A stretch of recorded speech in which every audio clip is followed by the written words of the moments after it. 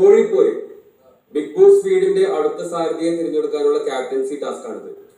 Garden ഏരിയയിലായി 3 വൃത്തങ്ങൾ ഉണ്ടാവും. Captaincy മത്സരാർത്ഥികൾ 3 പേരും അടയാളപ്പെടുത്തിയിരിക്കുന്ന വൃത്തത്തിന് മുന്നിൽ നിൽക്കുക. ഓരോ വൃത്തത്തിലും 5 കോഴികൾ വീതമുണ്ടാകും. ഈ കോഴികളെ സ്വന്തം വൃത്തത്തിൽ നിന്ന് മറ്റുള്ളവരുടെ വൃത്തങ്ങളിലേക്ക് മാറ്റി സ്വന്തം കളം കാലിയാക്കുക എന്നതാണ് നിങ്ങളുടെ ടാസ്ക്. കോഴികളെ മറ്റു 2 മത്സരാർത്ഥികളുടെ വൃത്തങ്ങളിലേക്ക് മാത്രമേ മാറ്റാൻ സാധിക്കുകയുള്ളൂ. പുറത്തേക്ക് എറിയാൻ പാടുള്ളതല്ല. അബദ്ധവശാൽ കോഴികൾ വൃത്തത്തിന് പുറത്തു പോയാൽ എറിഞ്ഞവർ തന്നെ അതെടുത്ത് മറ്റു മത്സരാർത്ഥികളുടെ വൃത്തങ്ങളിലേക്ക് മാറ്റേണ്ടതാണ്. ഇത്തരത്തിൽ മത്സരം അവസാനിക്കുമ്പോൾ ആരുടെ വൃത്തമാണോ കാലിയാവുന്നത് അല്ലെങ്കിൽ ആരുടെ വൃത്തത്തിലാണോ ഏറ്റവും കുറവ് കോഴികളുള്ളത് ആ വ്യക്തിയായിരിക്കും അടുത്ത ക്യാപ്റ്റൻ. ബസർ ടു ബസർ ആയിരിക്കും മത്സരം. Good luck big boss.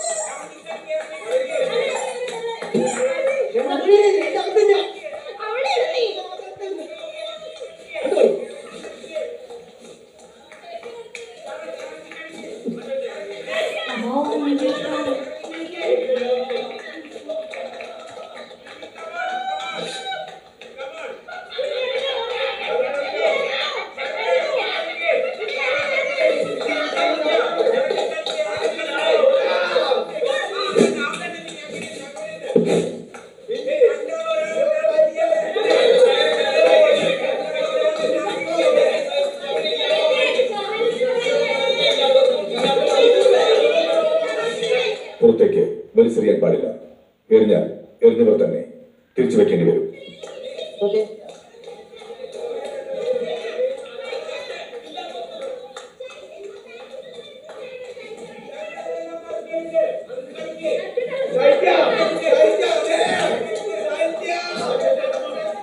പുറത്തു പോയതല്ല ഇറക്കിയെടുക്കൂ.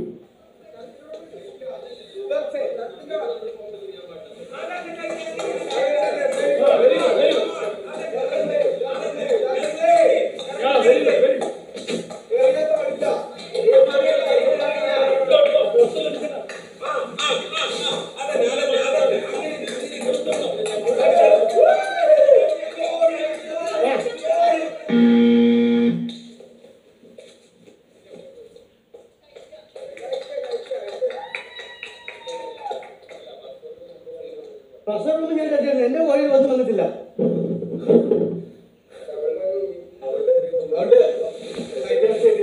ഏരിക്കകത്തല്ല, കുഴിക്കത്തിടണം. എന്റെ കുളി എന്റെ എറിയുന്നില്ല. ഞാൻ ആരും കൊണ്ട് അറിഞ്ഞിട്ടില്ല.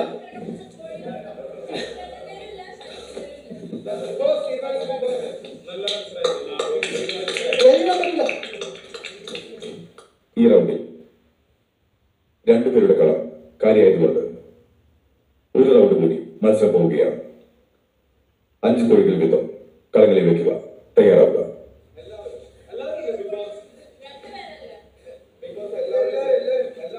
പ്രത്യേകം ഓർക്കുക, ടാസ്ക് മനസ്സിലാക്കി കളിക്കുക. വലിച്ചെറിയാൻ പാടില്ല.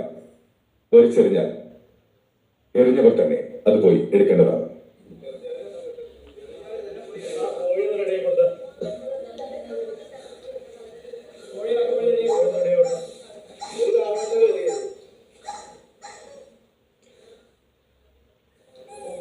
കോഴിയൊക്കെ ജീവനെ പൊരിച്ചില്ല.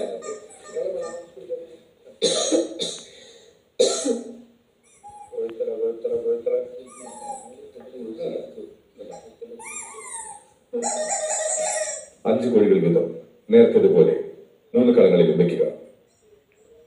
ബാക്കി എല്ലാവരും മാർക്കിന് പുറകിൽ നിൽക്കുക.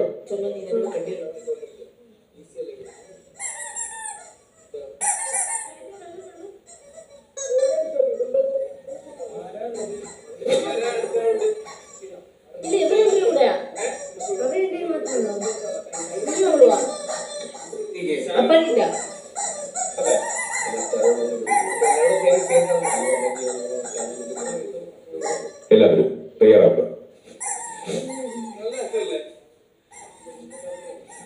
Good job. പക്ഷെ ഒരാൾ മാത്രം ടാർഗറ്റ് ചെയ്യും.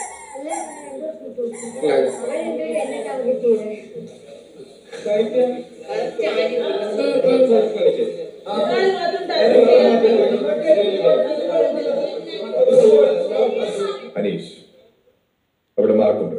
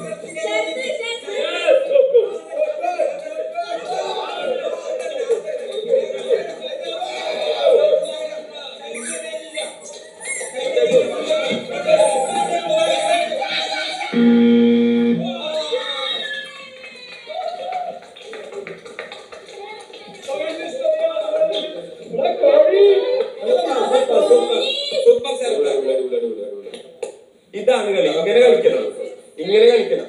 ശരത്ത് സൂപ്പർ. ആരാണ് വിജയിച്ചത്?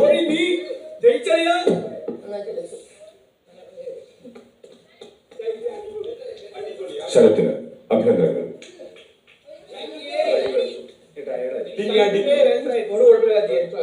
ലാസ്റ്റ് മനസ്സിലായി